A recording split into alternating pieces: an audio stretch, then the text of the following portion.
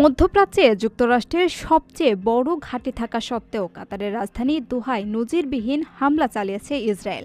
মঙ্গলবার ৯ সেপ্টেম্বর আবাসিক এলাকায় চালানো এই হামলায় অন্তত ১৫টি যুদ্ধবিমান ও ড্রোন থেকে ১০টি ক্ষেপণাস্ত্র নিক্ষেপ করা হয়।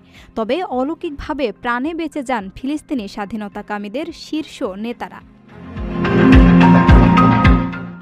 কাতারের প্রধানমন্ত্রী শেখ মোহাম্মদ বিন আবদুল রহমান আল থানি একে রাষ্ট্রীয় সন্ত্রাস আখ্যা দিয়ে সতর্ক করেছেন। কাতারের জবাব দেওয়ার অধিকার রয়েছে।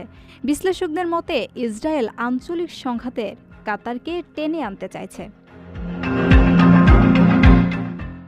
দোহা সাম্প্রতিক বছরগুলোতে সামরিক শক্তি বাড়িয়েছে। কাতারের হাতে রয়েছে ফরাসি মিরাজ ২০০০ ও রাফায়েল যুদ্ধবিমান, Eurofighter typhoon, FA-15 QA, German leopard tank, মার্কিন অ্যাপাচি